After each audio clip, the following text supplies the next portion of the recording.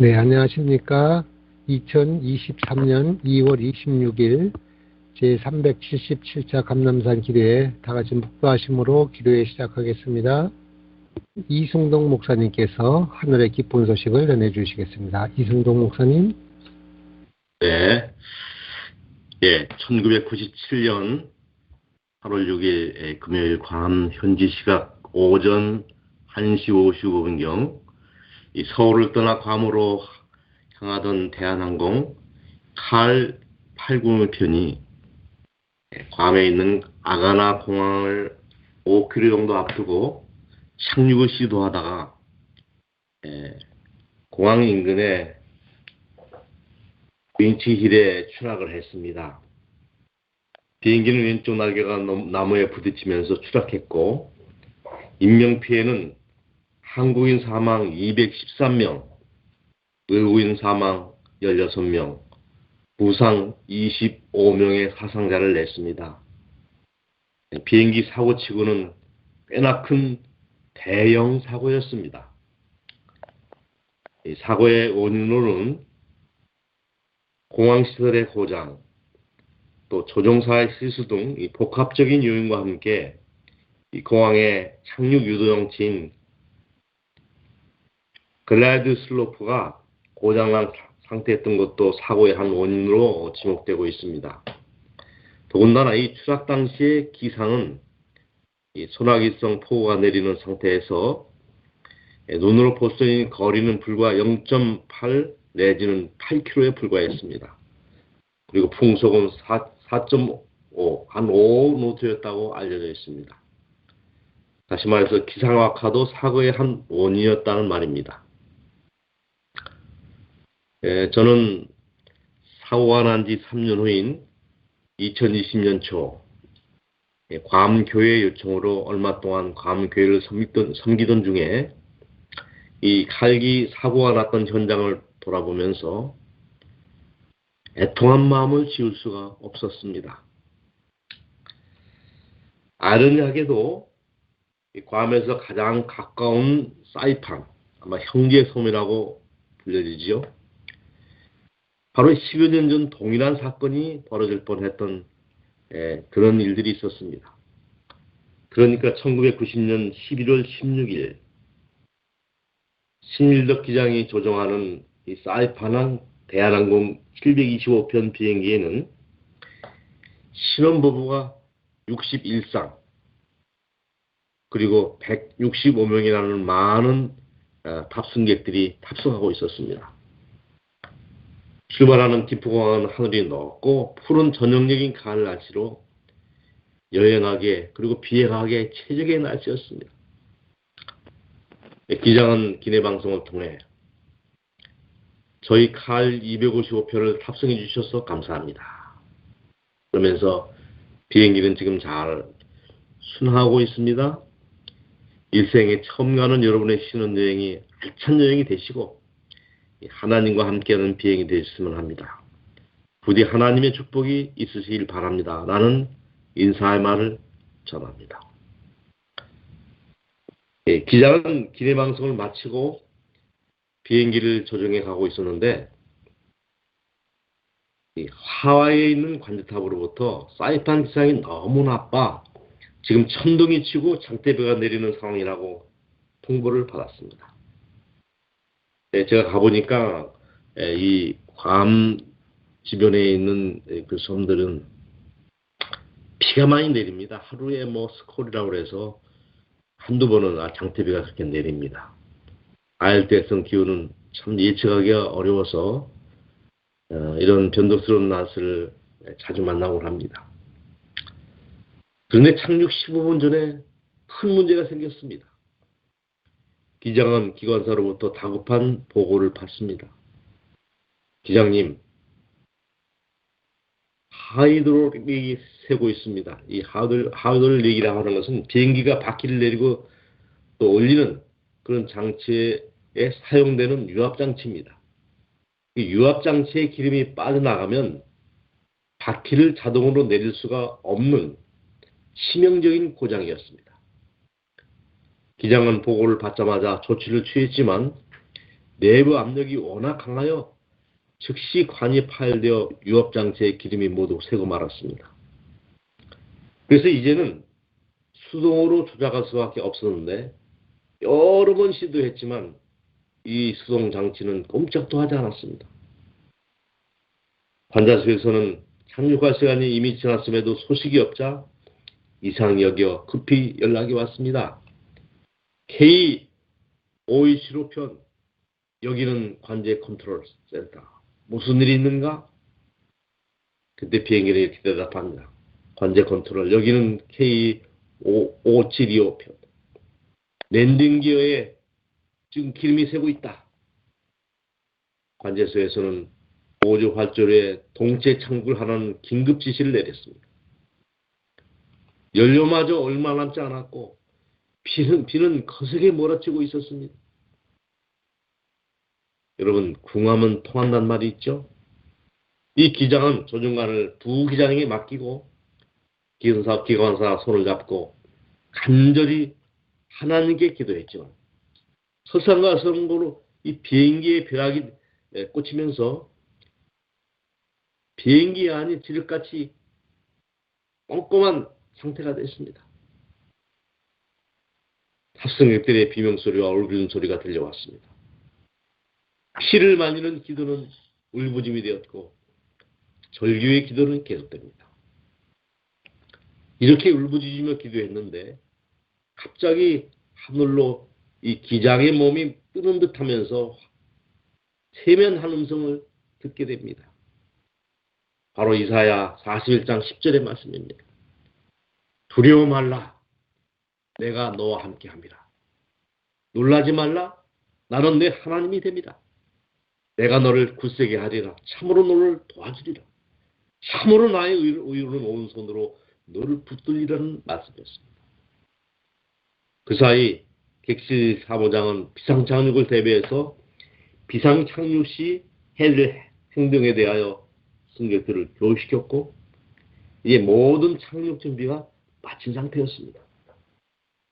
그런데 이 하나님의 음성을 들은 신기장은 용기를 내어 기관사에게 한 번 더 수동 착륙 장치를 돌려오라고 지시합니다.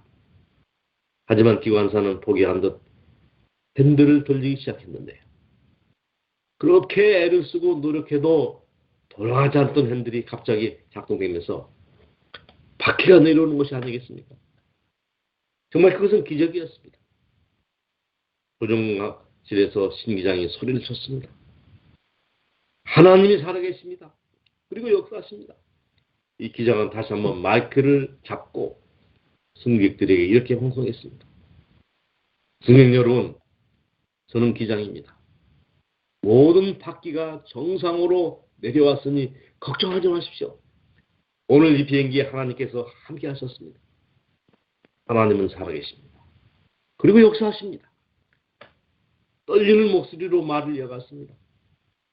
살아계신 하나님께서 오늘 우리의 기도를 들으시고 우리에게 큰 축복을 허락하셨습니다.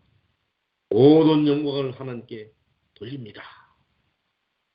갑자기 기내에서는 우레와 같은 박수가 터졌고 정말 무사히 비행기는 활주로에 착륙할 수가 있었습니다. 기장의 눈물은 비행기가 착륙해서 계류장으로 완전히 들어왔을 때까지 멈추지 않고 볼을 타고 흘러내렸습니다. 30년이 지났지만 그는 그날을 기적의 날로 기억하고 있습니다. 수석 기장으로 30년 가래에서 근무했던 그 부기장은 그 경험을 통하여 하나님을 만나서 하나님을 영접하고 불교 신자에서 복음을 전하는 목사가 됐답니다. 비행기를 몰았던 신일덕 기장은 지금도 항공 선교사로 사역을 하고 있다는 얘기를 들었습니다. 성경은 말합니다. 너는 내게 부르짖으라. 내가 내게 응답하겠고 내가 알지 못하는 크고 비밀한 일을 내게 보이리라.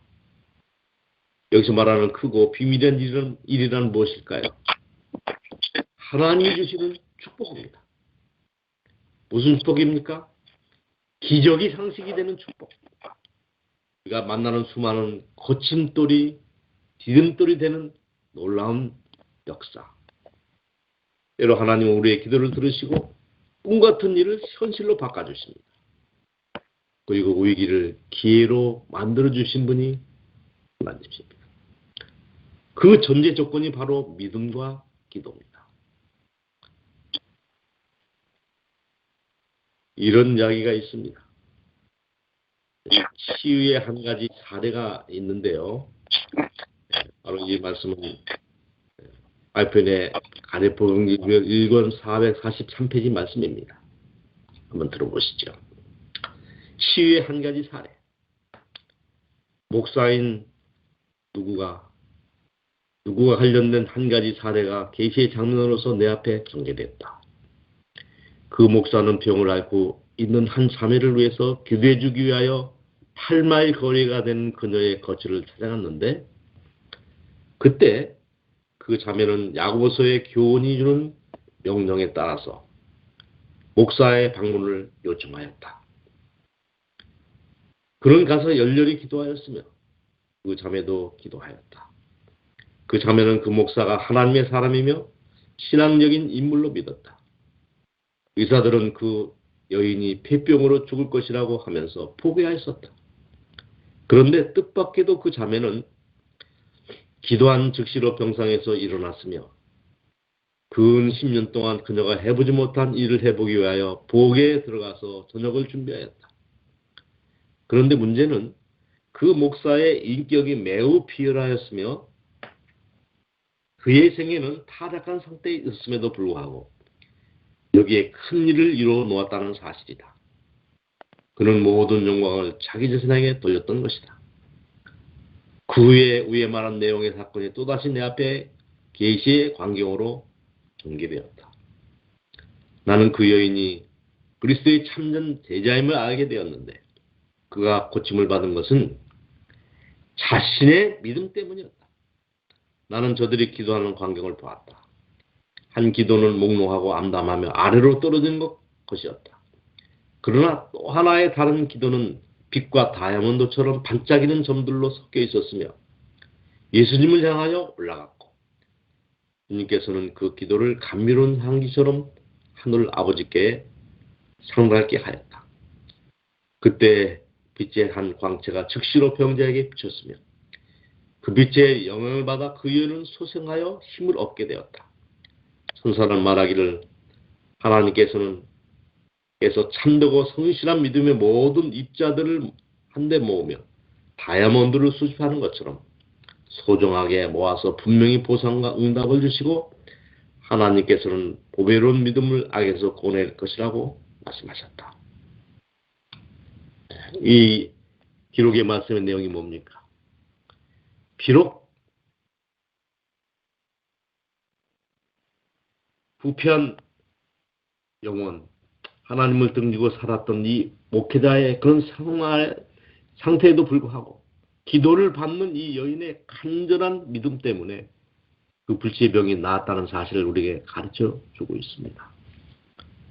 우리가 어떤 상황에 처하든지 간절한 마음으로 믿고 기도할 때 하나님께서는 마침내 우리의 기도를 들어주시고 우리를 소망의 항구로 인도해 주신다는 말씀입니다.